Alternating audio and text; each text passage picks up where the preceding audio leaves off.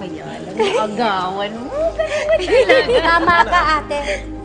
Mang-aagaw nga at manggagamit yung anak mo. Pero ang anak ko, hindi malandi.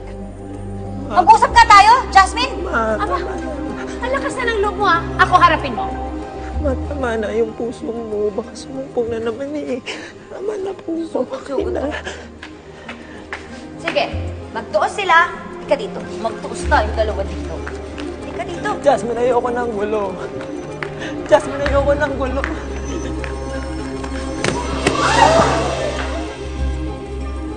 Ano ba kasi pinagpuputak ng butsi mo?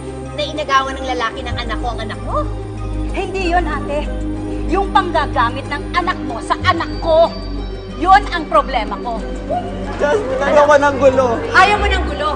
Pero nagsumbong ka sa nanay mo. Ha? Kaya niya ako sinuko dito eh. Sumbongera ka talaga, bakla! Jasmine, hindi kita papatulan. O hindi mo ako papatulan kagaya ng ginawa mo kaninang pagtago sa likod ko. Dahil ayaw mong makita ni Gabriel na berde yung dugo mo. Hindi totoo yan, alam mo yan, Jasmine. Magpapakita ko sa kanya, harapin ko siya, pero ano ginawa mo sa akin? Pero ano? Pero nasapawan kita kasi maganda ako, sexy ako, at higit sa lahat, babae ako, eh ikaw, bakla! Pinag-usapan na natin to eh. Tumanggi kami. Tumanggi kami ng maayos sa gusto mo mangyari. Sana kahit katiting na respeto, binigay mo sa amin. Anong respeto? Pwede ba kayong respetuhin? Patapon kayong mag-ina? Hindi ba alam mo naman yan? Kaya nga itinakwil kayo ni Lito dahil sa anak mo, dahil kay Joey. At kinukonsinti mo pa yung bakla mong anak. Kaya ano? Oh, naging patapon ang buhay ninyo. Maling-mali ka. Maling-mali ka. Bakit mataas ang pagtingin mo sa sarili mo? Ha? Natatakot ka? Natatakot ka na malaman ni Gabriel na ganda lang yung ginagamit mo na wala ka nito? Lalo na wala ka nito? Ha? Walang hiya ka. Ha?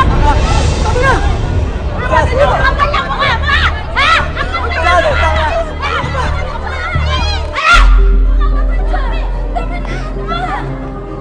Ang kapal na mukha mo, insultohin ako, ha? Kahit ano pa yung sabihin mo, hindi mo ako masasapawan!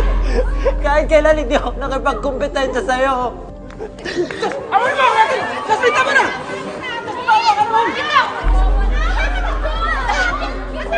Bitawan mo nga ako! Jasmine, bata pa lang tayo. Ginawa ko ng lahat.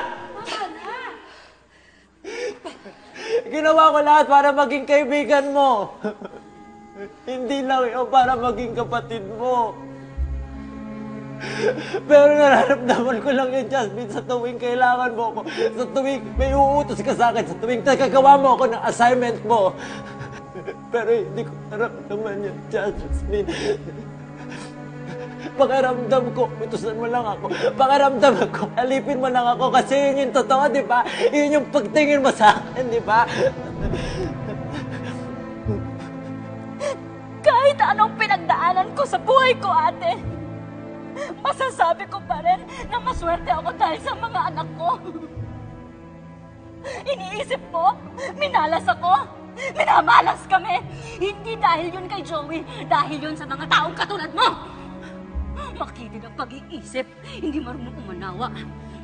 Makasarili! Sige, tuloy mo!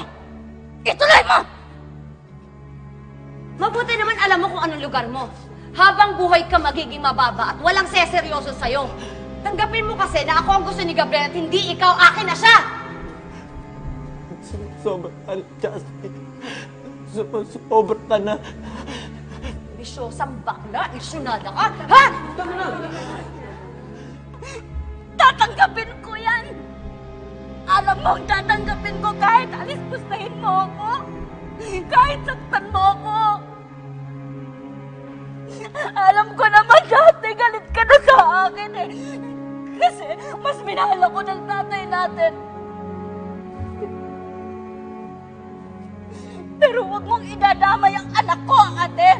Kasi wala siyang kasalanan sa'yo o kahit kanino.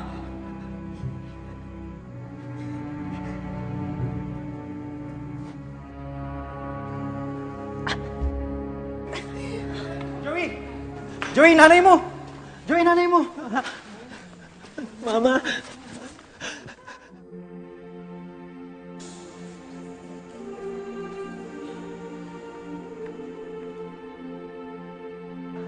Kasalanan mo naman kasi ito eh.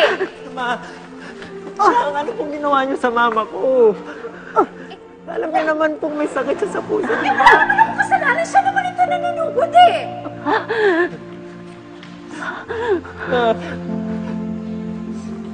Jasmine, kalimutan ko lahat ng mga ginawa mo sa akin alang-alang sa mama ko.